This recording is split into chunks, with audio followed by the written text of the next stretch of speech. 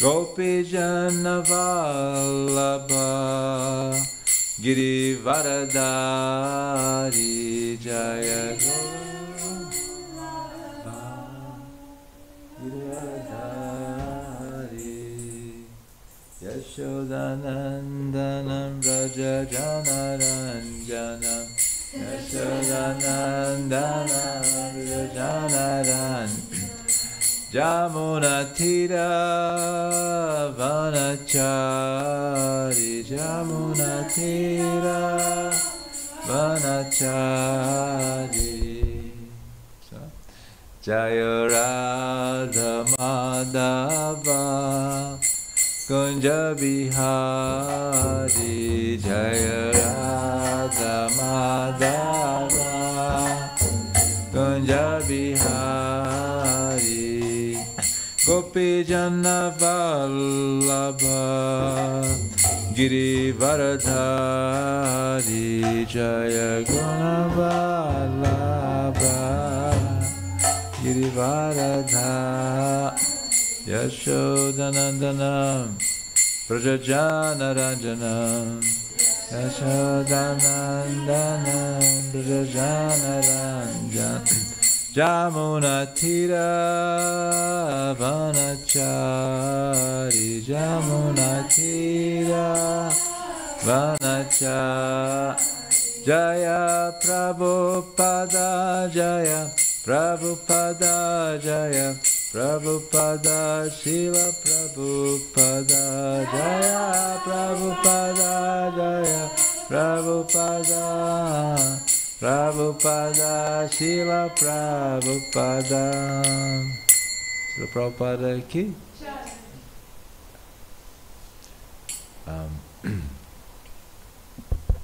Hare Krishna. So very good morning to all of you. We are saying that we usually don't say good morning, but it's such a nice thing to say good morning. How do you say this in? Good. Good morning. So, for me it's a pleasure to be here at New Jagannath Puri, the ISKCON Zurich temple. We always hear wonderful stories of this temple, of book distribution and adventures and pastimes and so much stability. So it's a pleasure to be here. I was invited by Damodar Prasadam Prabhu, which is someone I know for some time, while we were with Bhakti Charu Swami in America and with the Cow Protection Mission. He was always with us. It was very enlivening association. I'm really here because I've been asked to serve as a minister for cow protection agriculture in 2015. So it's almost 10 years now that we've been traveling and visiting the farms and looking at their challenges and the solutions. And now a new time has come in the ministry, which is the education time. So we are targeting what topics can we teach devotees? How can we train farmers? How can we enhance the knowledge of the congregation? How to be co-farmers? It's very hard to be a farmer when you live in a city, but you can be a co-farmer. So these days we'll be exploring the concept of what is a co-farmer. It's an interesting concept. And therefore I'm traveling, and this is the first city or temple that deliberately the ministry is coming to present how perhaps you could connect your lives to pure food. I know Switzerland is a hub for organic food. People here worry very much about pure water, pure products. That's a tradition in the Swiss country for many years. And I do remember when I came here in 1983, I was just a teenager with my parents. My father was doing his PhD in Cambridge, in the UK, and we told him, we're so close to Europe, let's go, we have to take us there. So he took a trailer and we came through. And we came from France, from Lyon, and the Alps, and it was raining and fog, and we were all scared in the middle of the Alps, and we didn't know what was the road, what was the cliff, so we were like... But I remember those memories, and we just passed by Switzerland. So what was on my mind was the Alps and the cows and the farmers, and we were trying to see that picture of Switzerland. So now we read the Bhagavatam. So I was asked to read from Srimad Bhagavatam, Canto 5, Chapter 1, text number 30, and it's called The Activities of Maharaj Priyavrata. So it's a long verse, so the metric is a little difficult. So we just read the Sanskrit. It goes like, I do forget to do something. I forgot to ask the blessings to understand this topic. So let's chant together. Om Namo Bhagavate Vasudevaya.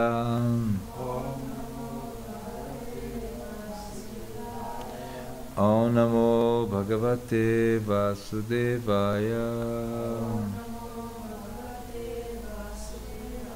Om Namo Bhagavate Vasudevaya.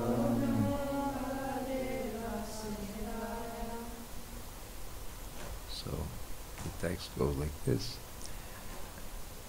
Yavat, so long, Avabhashayati, illuminates, Suragirin, the Sumeru hill, Anuparikraman, by circumambulating, Bhagavam, the most powerful,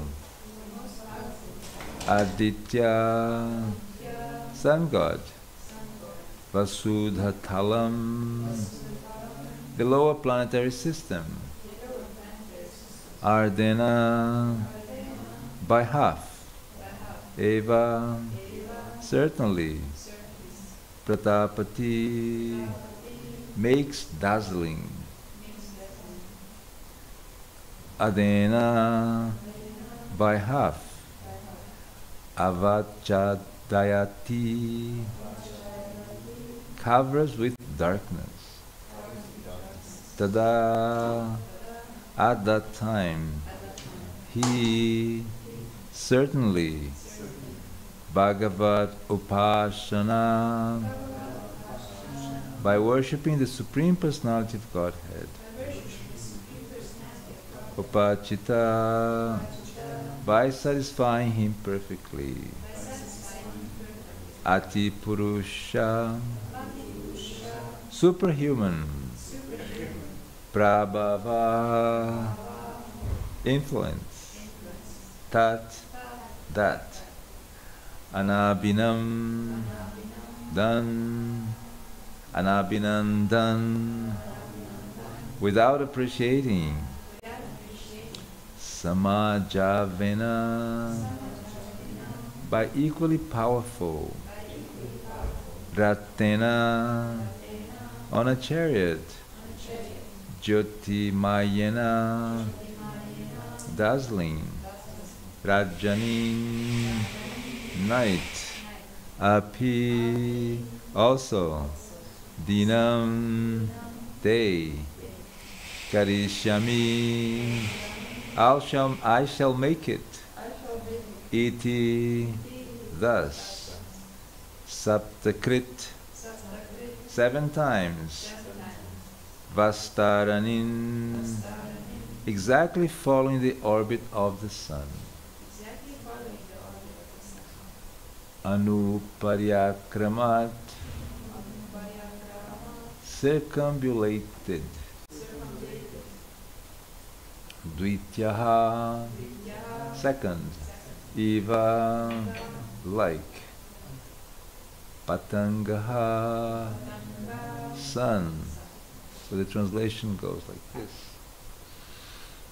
Why so excellently ruling the universe, King Priyavrata once became dissatisfied with the circumambulation of the most powerful sun god.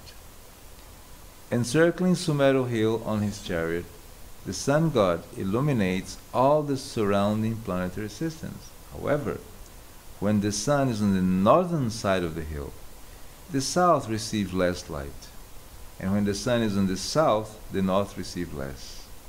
King Priyavrata disliked the situation and therefore decided to make daylight in the part of the universe where there was night. He followed the orbit of the sun god on a brilliant chariot and thus fulfilled his desire. He could perform such wonderful activities because of the power he had achieved by worshipping the Supreme Personality of Godhead. Purport. There is a Bengali saying which describes that someone is so powerful that he can make the night day and the day night. That saying is current because of the prowess of Priyavrata. His activities demonstrate how powerful he became by worshipping the Supreme Personality of Godhead. Lord Krishna is known as Yogeshwara, the master of all mystic powers. In Bhagavad Gita 1878, it is said, however, there is the master of all mystic powers, Yantra Yogeshwara Krishna. Victory, fortune, and all other opulence are present. Devotional service is so powerful. When a devotee achieves what he wants to accomplish, it is not by his own mystic power, by the grace of the master of the mystic power, Lord Krishna. By his grace, a devotee can accomplish wonderful things, unimaginable even to the most powerful scientists. From the description in this verse, it appears that the sun moves. According to modern astronomers, the sun is fixed in one place, surrounded by the solar system. But here we find that the sun is not stationary.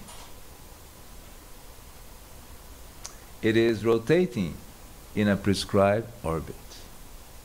The fact is corroborated by the Brahman Samhita. Yasya gyaya brahmati sabrita kala chakraha. The sun is rotating in its fixed orbit in accordance with the order of the Supreme Personality of Godhead. According to the Jyoti Veda, the science of astronomy in the Vedic literature, the sun moves 6 months on the northern side of the Sumeru hill and for 6 months on the southern side. We have practical experience on this planet that when there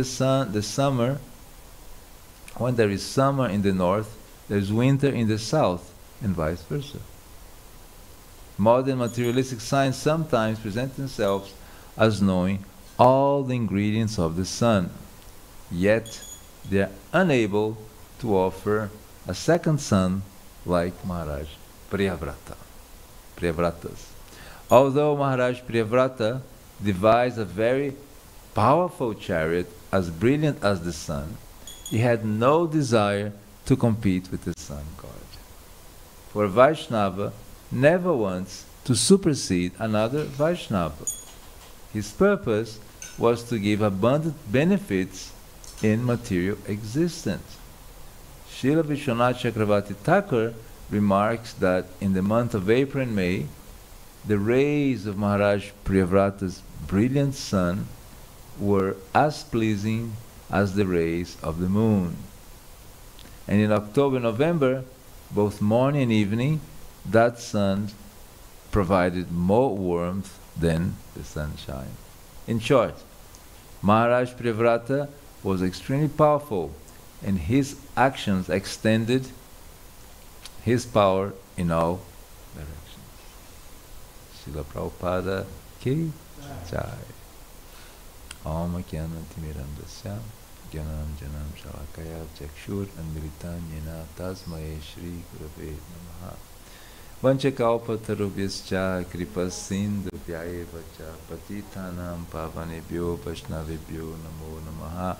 Jaya Shri Krishna Chaitanya Prabhu Nityananda Shri Advaita Gadadhara Srivasaji Gaura Bhakta Vrinda.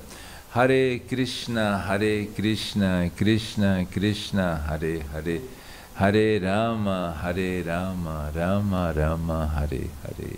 Srila Prabhupada ki jai. So here we are listening to a very incredible narration, a second sun in the universe. It's something which definitely bewilders the conception of science today, because they have never heard of a second sun. And this could pose a challenge for devotees to prove that the Bhagavatam is scientific for one who doesn't believe in scriptures. And how do you solve that? So that's one of our transcendental challenges and missions.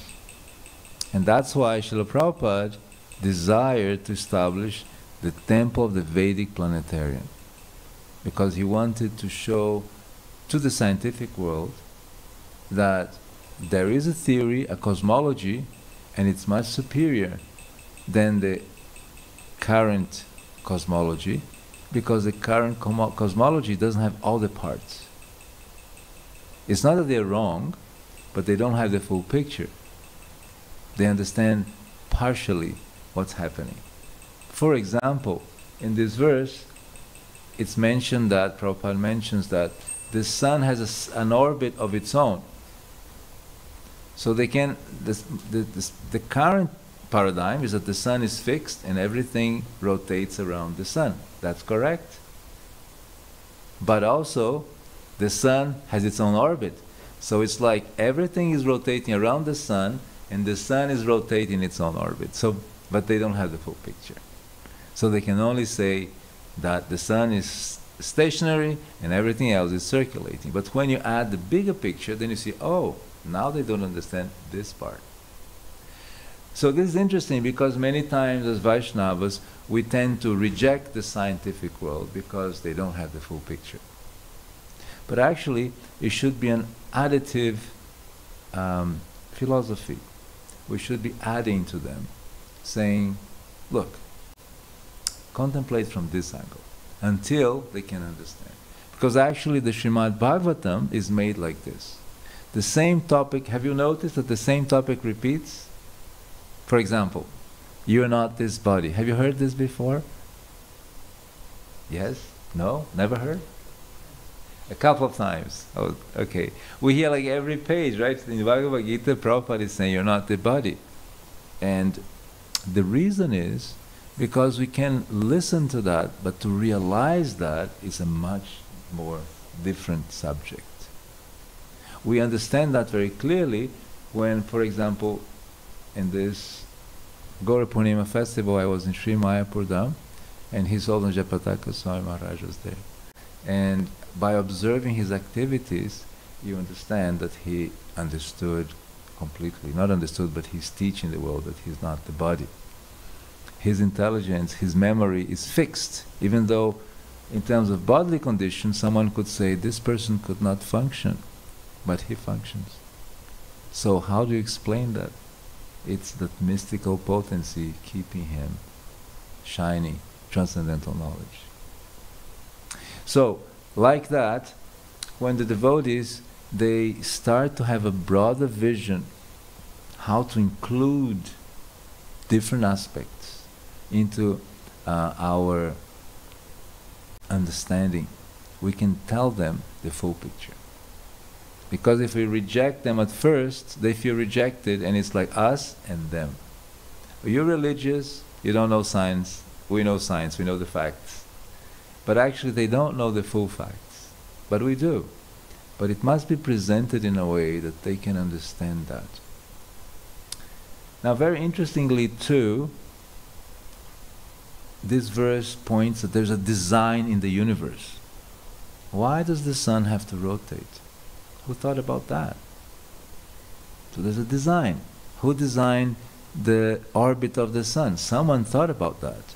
It's not that the sun is choosing, I go this way, that way, or maybe today I feel like, and the sun doesn't rise in Switzerland. The sun every day is right there. And for any of us, irrespective of which country you're from, or which place you were born, when you look at the stars, they're the same. You see the Taurus constellation next to the Taurus is next to Scorpion? No, next to Orion. Orion, the warrior. Have you seen Orion in the sky? No? It's like a Greek soldier. And you can see like a stick figure. Have you seen it? There's a belt with 3 stars, which is the famous 3 stars, right? And then you see his legs, his arms, and if you research, do a little research, constellations, Orion, and then the Taurus constellation, you see the V shape of the horns, and you see the little tail, a bunch of little stars.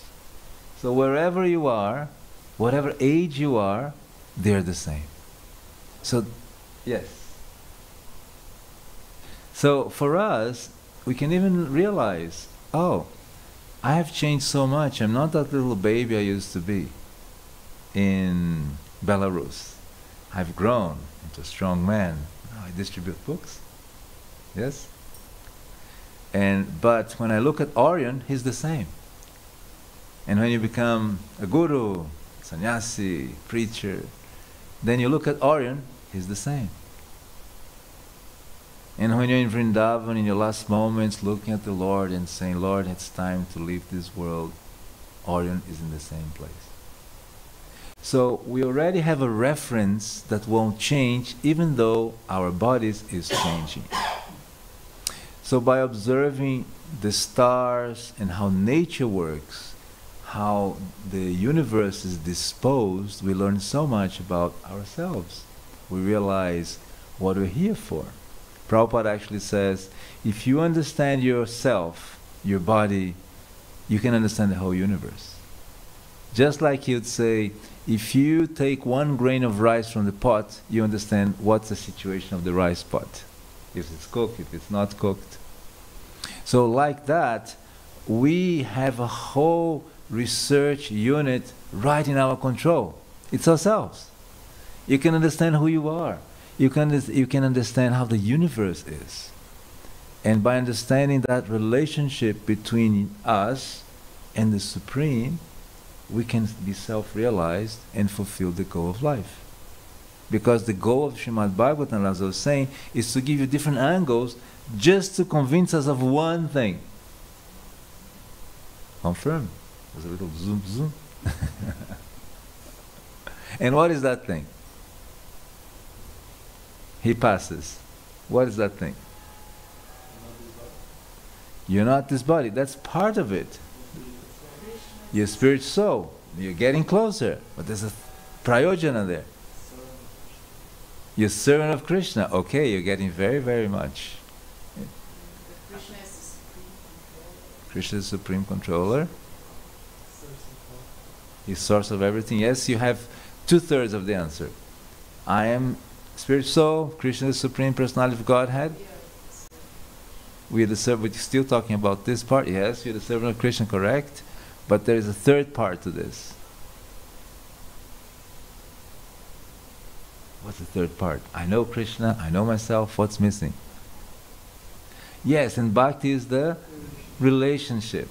What's my connection to the Lord? I am transcendental, the Lord is transcendental, but how do we relate? Some people say, He's God, I'm God. Ha, we're all same. So that's the impersonalists. That's the problem, because it's not like that. So over time, the impersonalists will understand that He's not God, even though He's divine and He's got a particle of godliness in His existence. Yes? Right? But He's not God. Why not? Why is He not God, the Jiva? Because God is secret in every living entity, in every atom, every living entity is aware of the one God. Yes. Kshetra and Kshetriya. Right? So you know everything happening to you, what is your anxieties, but you don't know what's happening to your friend at the back. What's happening to her? What is she thinking? What is she feeling? You know, what is her anxiety today? What's her happiness today? You can ask her, but you don't know. So we are limited, and God is unlimited. Right? Wouldn't it be cool if the brahmachari knew, I know how many books he did, I'm going to beat him immediately. But we are not. We have to ask, we have to infer, to compete in the marathon. So basically the verse is giving us an understanding that the universe has a design, and because Maharaj Priyavrata was so potent, he could interact with the design, and he wanted to balance the sunlight hours. Now, one thing which we understand is that the way the universe is designed, it has a purpose. What's the purpose? To get out of here. You could say like that, that's a very positive vision, because you suffer so much, right? That finally you understand, this is not my place, I want to go out of here. Yes? Yes, that's the one possibility. And there is an agent called Maya, the illusion energy, which usually we think as somebody very bad. I don't want anything to do with Maya. I want to do everything with Krishna. But that notion also comes from a Christian-based, where there is one darkness and one light. But actually, Maya, she's a servant of Krishna. And her servant is horrible, because she has to make us forget Krishna. And therefore, she requested Gauranga Mahaprabhu to give her a darshan, because said, my job is terrible. I have to put a veil in people's consciousness, so they forget you. Even though it's very hard to forget you. Everything in our existence reminds us that there is somebody controlling us, the purpose of our existence. But to forget is very hard. So there's so many gadgets and ideas which we need to put to forget Krishna, and that's her job. So, but actually what she wants is that we come to understand that this is not our place, we should serve Him. So she asked for darshan of Gauranga Mahaprabhu, Shamantini in Shimantadweep, and there you see the deity of Shamantini Devi. For those of you who have been to Mayapur, beautiful deity. Some beautiful artist friends did it. And then you have Gauranga Mahaprabhu, the most beautiful yellow Gauranga, looking at her, blessing her like this. Have you been? It's in Jagannath Mandir, Rajpur. You don't remember? You missed the darshan. These deities are so radiant. It's so nice. And the temple is all made in terracotta, which is a kind of classic Indian pottery. They make tiles from it. And it's very charming. Made by Dridda. Dridda is an artist, very nice, very nice. He wanted to show us that art.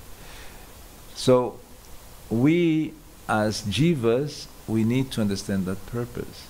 But we are placed in the material world. And here Priyavrata is said to be an excellent ruling king of the universe. And I want to bring a verse for you. I hope it's still here on my phone, because I was looking at it. Let me see. Not this one.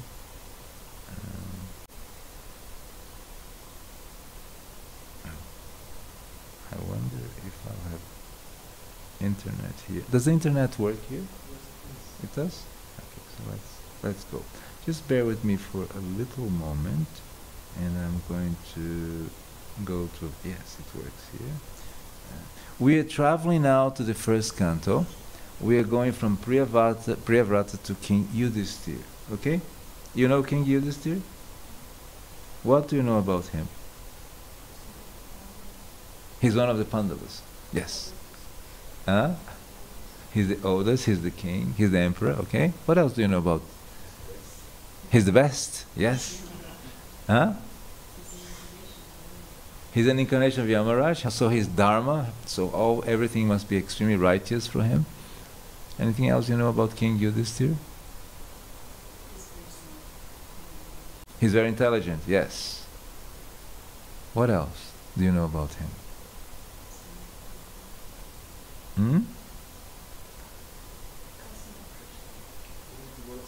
He's a great, yes. So the king, the first qualification should be a devotee. That's very important, because if he's a devotee, he knows what we need in terms of relationship with Krishna. So he will mold his kingdom in a way that we are benefited by remembering Krishna. So the king should be a devotee of Krishna. Yes, thank you. What else about his reign, about his administration? Do you know anything about that?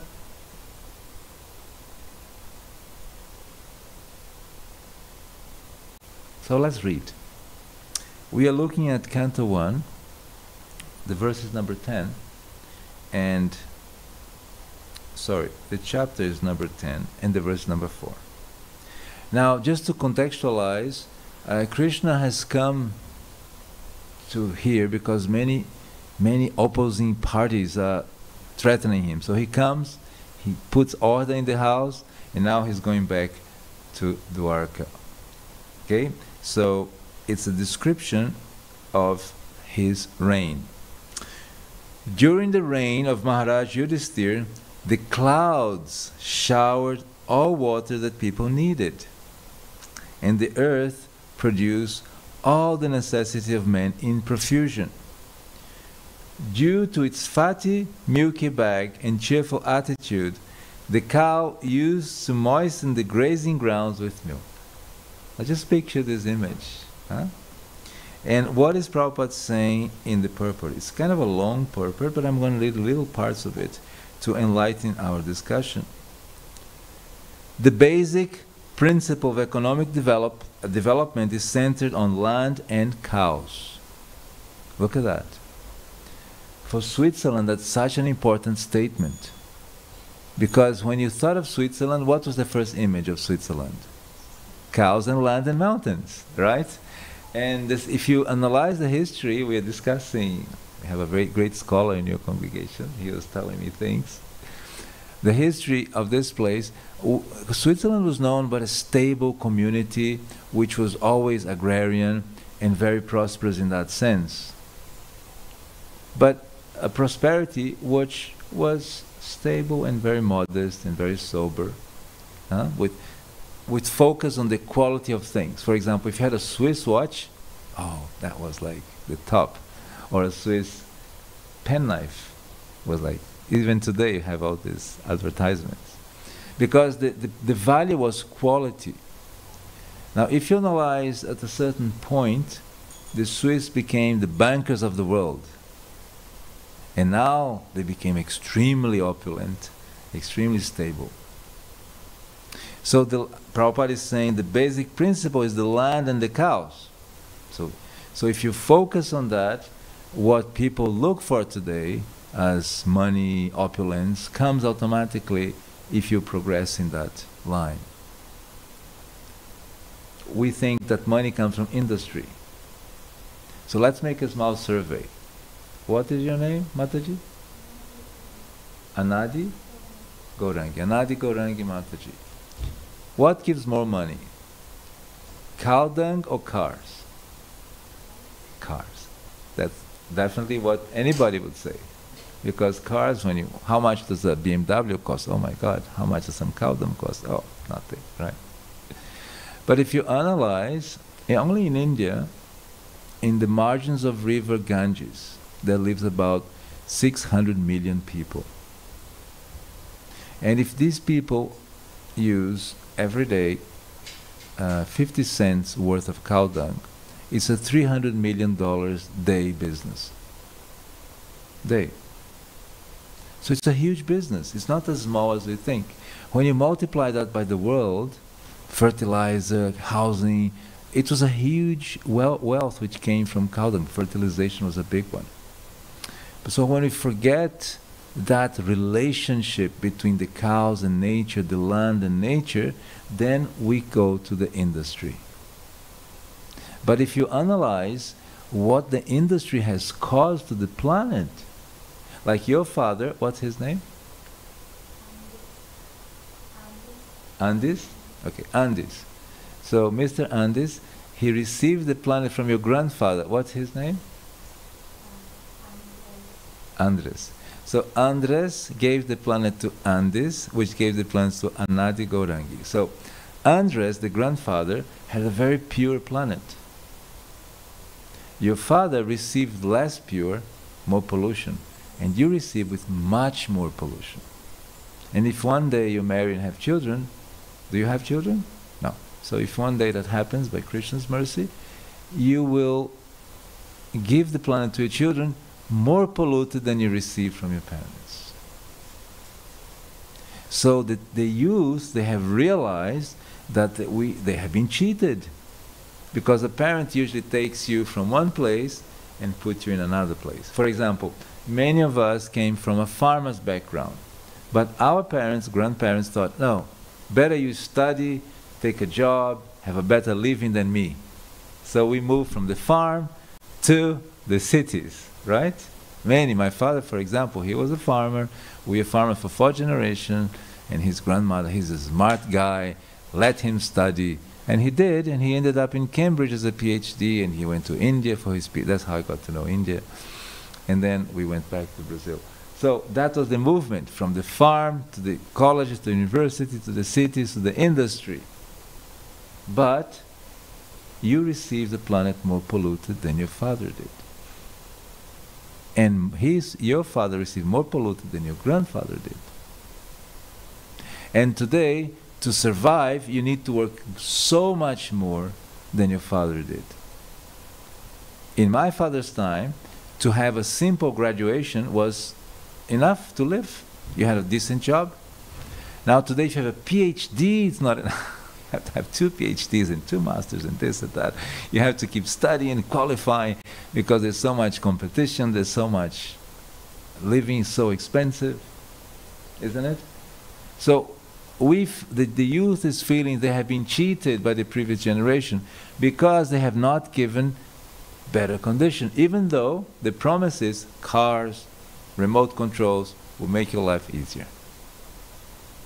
But it just makes your life lazier. Because you don't want to go off and turn the button, you just isn't it?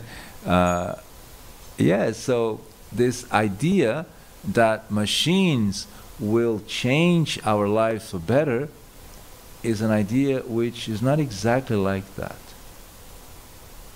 But it does make money, but at a cost. And nobody puts the cost into the picture.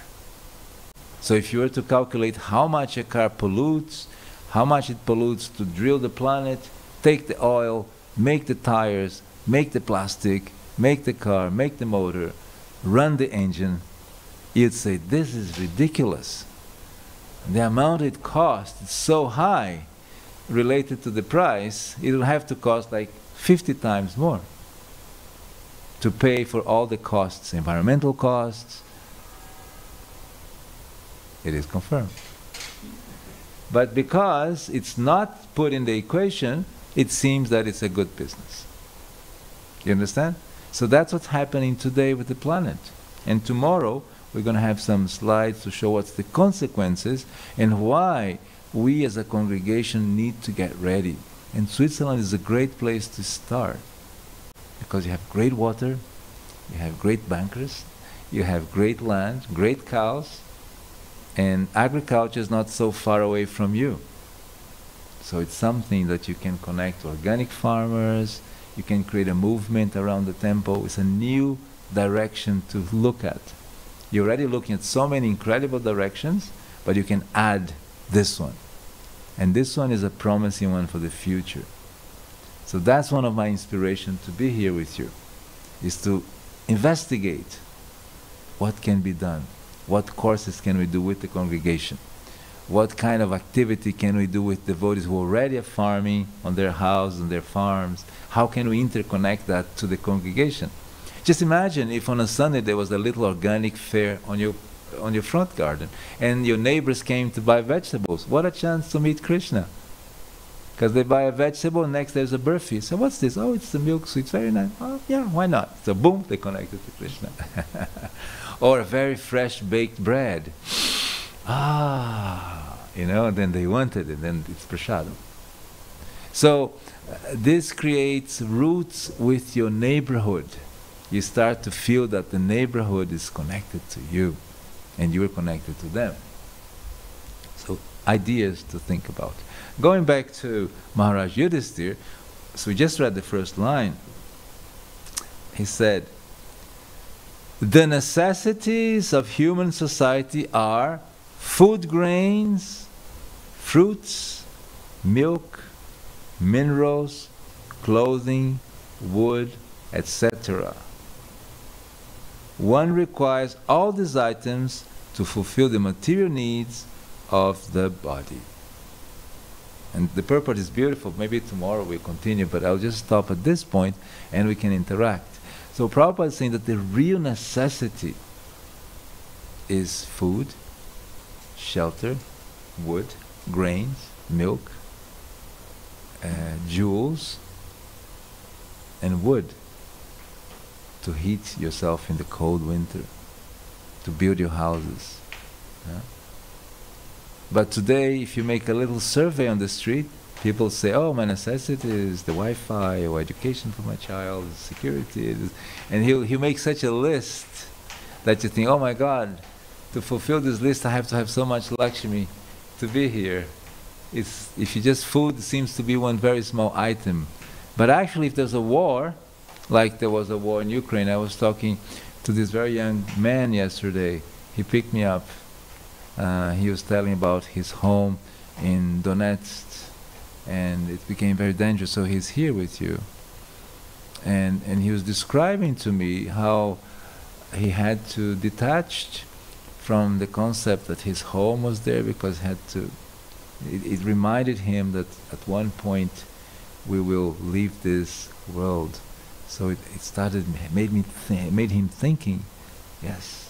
And when you're in a very comfortable position, you don't think about that so much. Like the Swiss people don't think about that. It's like, what? No, that's not our situation. We are in a different situation. But when you're in a situation like Ukraine, you think more about that, because you see the danger, and then the water supply, and then in that situation you say, oh, I really need to eat and drink and have a house. That's my needs. But when you are in another situation, you may feel we have so many needs. Jai, Shri Gaurnitai ki, Shri Jagannath Baladev Subhadra ji ki, Jai Ho. Is it clear that point? So the real needs is the needs that you have when you're in a crisis, on the middle of a forest. What do you need? You're lost in a forest. What do you need? Food and shelter and water. We can fast for a few days, but you cannot stop drinking for a few days. 2 days, you're already like very, very bad situation. That's why in Hungary, His Holiness Shivaram Swami said every householder should have a well in his house hand pumped, because there's electricity breakout, I can get my water. And some people left the community, said, no, it's too much. I cannot go to well and bring my water out, it's too much. But many stayed, and they realized that to have autonomy and control over water is very important. It's life. So there is one devotee, he's telling me, oh, my wife is very Brahminical, she needs 300 liters of water every day. So, so he's saying, no, so I changed my gym for my well. So he's saying, he was exercising. Another one, he's a cow protector, so he said, no, I'm going to take my bulls, and he's going to pull the water. So he, gigantic bucket, and 2 times, job done. So they all start thinking how to get control over water. And this is important because we should do this when we have facility and Lakshmi and connections and get it ready in our mindset. That's how we prepare for the next generation. So it's really important to have a strategic thinking, not for 1 year, but for 20 years, 30 years, 50 years. That's our strategy for the next 50 years as a yatra. You know, it's a reserve for the temple. There's a farm which is wealth for the temple in times of crisis.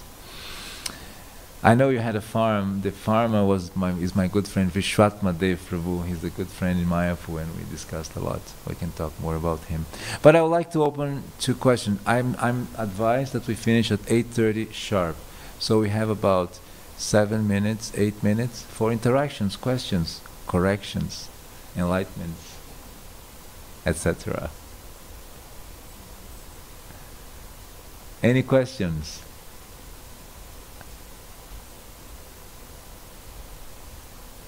I know you were there listening, right? Yes. Sorry. Go ahead. Go ahead. Yeah. I wanted to come to introduce you to everyone, but I was caught up in the kitchen. So no problem. It was very intimate. It was good that you did not introduce me, because otherwise, with all these introductions, it becomes a little formal. It was very nice and homey, and I felt really at home. I have here my good friend from Brazil. He introduced me to the environment. She was in a class in Mayapur making questions to me after the class, so it was a very nice connection. I forget your name. Yamuna. Mataji. Yes, I remember you told me. You had a question. Let him. If I had 5,000 liters land and I have water, what I can do? Wonderful question. If you have 5,000 square meters, we were in Radhadesh, and this young man called Thibaut, he designed a system called Prema culture. There's permaculture and there's Prema culture. And he was explaining, tomorrow I'll explain his system. He goes from permanent permaculture, ecology, mode of goodness, and bhakti. He makes a connection, and tomorrow we'll make that connection. So permaculture is a module for 1,200 square meters. And that's enough to feed 5 to 10 people. It's a module, all designed, all the plants, all the design, he's got it down. So if you have 5,000, you could have 3 units. That will be enough for 30 people. And if you make it intelligently, you can make good business with herbs, drying flowers, you know, essential oils, which would give you extra income from 5,000 square meters. It's very promising, 5,000 square meters. Yes? I have a question. Let's say in our temple, we buy a lot of flowers. These flowers, we know where they come from. They come from Africa, and they grow them in big greenhouses with a lot of pesticides. And of course, we can grow flowers here, but then at some time in the year, it will not be. We can get some leaves in the forest, and maybe something. But for quite some time in the year, we won't be able to grow fruits. We get fruit from our vegetable fruit market, and now we have local fruits, but most of the year we don't. And we know that we have to offer flowers and fruits. So how do we now we have a system, ecology, economy where all these things come to Switzerland in the deepest winter. But that's in a way not the natural system. So we could imagine 100 years ago, it wouldn't be here flowers, no fruits in the winter. Could we still worship Krishna without that? Or how would we do? What would Prabhupada say? So your question is twofold. One is about could we produce our flowers in some way? That's the hidden question. The explicit question, if we don't have, can we worship Krishna? You can always worship Krishna, even with your mind.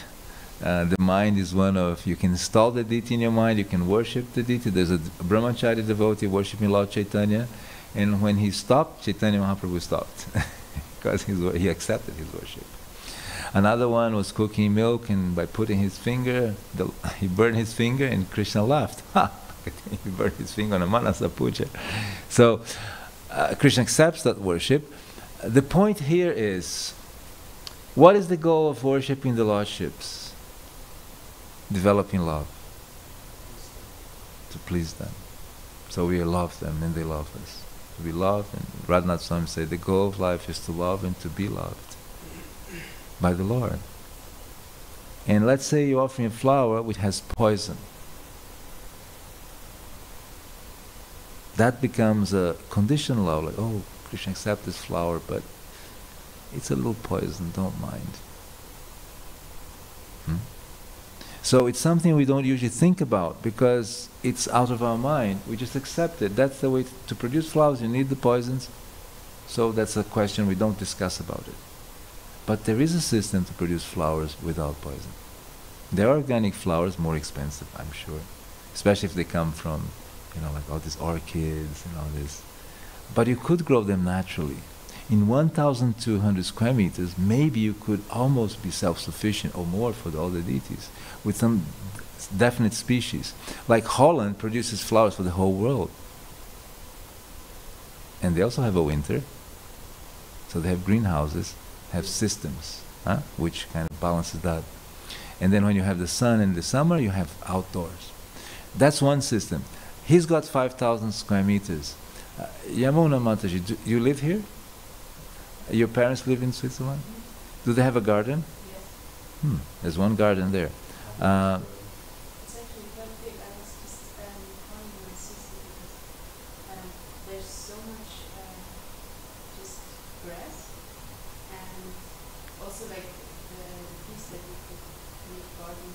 Now there are trees there, so she said that we should put trees. But I was wondering what could be grown in not so right places.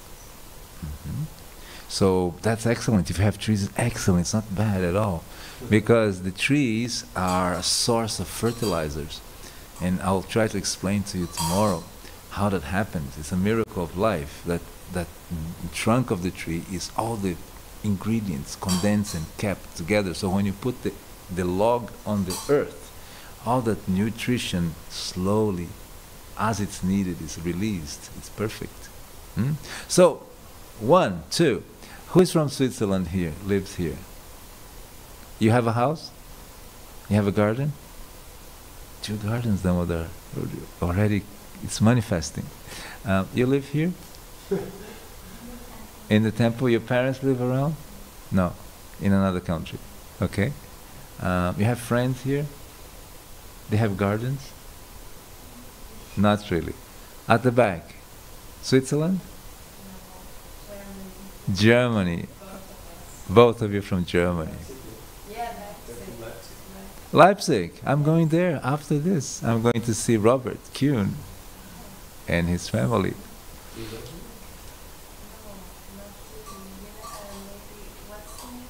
Robert, they live on a big farm in Jandelsbrunn. No, Jandelsbrunn. Jeltsvit. Sorry about the names. But it's a village, and they have the prasadam distribution, and Pradyumna used to be there with his family, so I'm going there. Yes. Okay. So it seems we have to continue tomorrow because you're precise here. You have Swiss watches, so when that red arm hits, I have to jump off this. Okay. But do you see? So that's what this is setting the scenery. That's what I came here to do. So I can already see there's a lot of fertile ground for us to investigate and explore. And I'm really happy to be here. Okay. I felt welcomed, and the deities are super beautiful. I've seen pictures, but to see them personally, Chaitanya and Nityananda look like they're wandering from Puri to Mayapur to Nadia. They're just in Harinam. It's wonderful. So Pujaris, congratulations for your beautiful service. So dazzling. Congratulations for the management too, for keeping everything nice and organized. Thank you all very much for having me here. Srila Prabhupada ki jai, Grantaraj Srimad Bhagavatam ki jai, Gaura Prema Nandi Hari Hari Bo.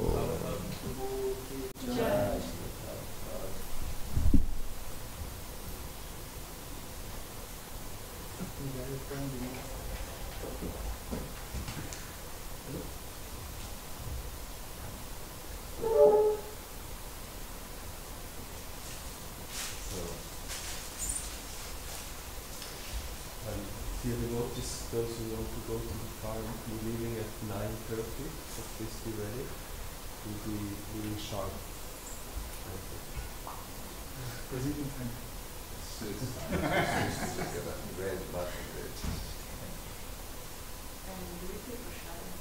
will, yeah, for lunch. Breakfast we take here, lunch we take on the floor, and dinner we take in the lunch. No, I need that.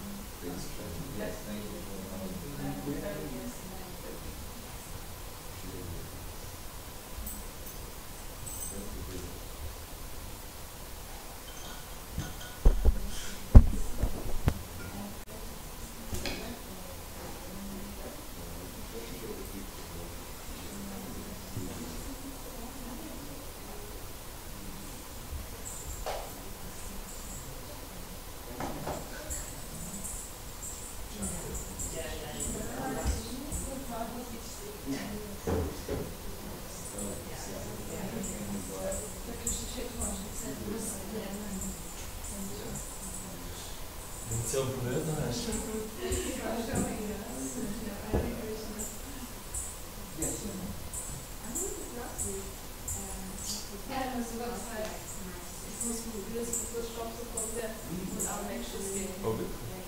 Oh, einfach, musst du nicht aussetzen, das Zeit?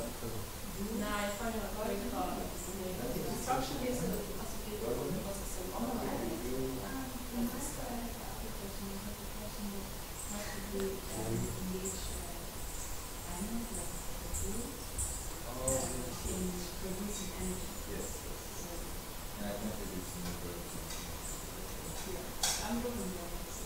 Really? I'll be there in... Okay, so we need to go, yes? Yes.